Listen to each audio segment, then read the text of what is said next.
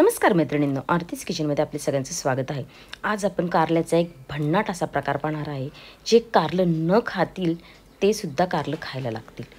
तर पाहून घ्या, हे असं कारलं मस्तपैकी मी लांबट प्रकारे चिरले आणि त्याला मीठ लावलेलं आहे आता छानपैकी मोठा चमचा भरून।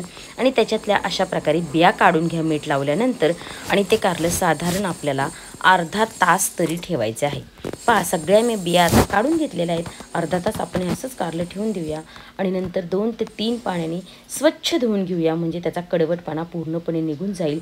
आणि ते कारलं आपण असं पिळून घेऊया, त्याच्यातलं पाणी काढून टाकायचे आणि ते कारलं असं कोरडं करून घ्यायचे। तुम्ही चाळणीत किंवा फडक्यावर ठेवलं तरीही चालेल। आता काय करायचं, हे सगळं कारलं जे आपण सुट्टं करून घ्या सगळं संपूर्ण। त्याच्यामध्ये आपल्याला काही मसाले टाकायचे आहेत। तर त्याच्या आधी सगळ्यात अगोदर इथे मी चिंचेचा कोळ घेतलेला आहे, तुम्ही लिंबूसुद्धा पिळू शकता। आता 1 चमचा मी हळद टाकली आहे आणि इथं माझा मी घरचा मसाला टाकलेला आहे 2 चमचे। तुम्ही इथं कांदा मसाला किंवा लाल तिखटसुद्धा वापरू शकता। त्याचबरोबर मी इथे 1 चमचा धने पावडर, जिरे पावडर टाकलेली आहे आणि थोडासा गरम मसालासुद्धा तुम्ही इथं टाकू शकता। आता हे सगळं बॅटर आपल्याला एक 2-3 मिनटं ठेवायचं आणि लगेच आपल्याला त्याला फ्राय करायला घ्यायचे। पहा, आता मी तिकडे पॅनसुद्धा गरम करायला ठेवला आहे। इथे 2 चमचे रवा आणि 2 चमचे कॉर्नफ्लोअर घेतलेले आहे। याच्यात तुम्ही थोडंसं मीठसुद्धा टाकू शकता किंवा कलरसुद्धा टाकू शकता। आता मी ज्या प्रकारे हे असं घोळून घेते आहे कारलं, त्या प्रकारे तुम्ही छानपैकी त्याला घोळून घ्या। त्याला ते पूर्ण प्रेस करून घ्या, जेणेकरून तुमचं तेल खराब होणार आहे। आता तेल पहा आपलं गरम झालेलं आहे। इथं आपल्याला कारल्यांना शॅलो फ्राय करायचं आहे। तुम्ही तळूसुद्धा शकता, पण काही तशी गरज नाही आहे, कमी तेलाचा वापर होऊन शॅलो फ्राय केल्यामुळं।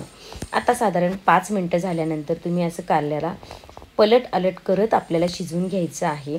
झाकण वगैरे त्याच्यावर ठेवू नका, नाही तर तुमचे कारले क्रिस्पी होणार नाही। आता मी पहा 10 मिनटामध्ये आपण हे असं पलट अलट करत कारलं तुमचं एकदम क्रिस्पी बनून जातं।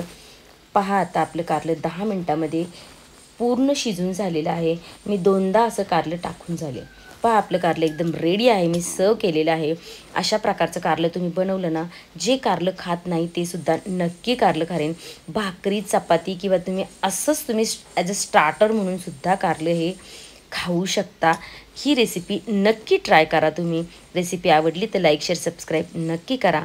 धन्यवाद।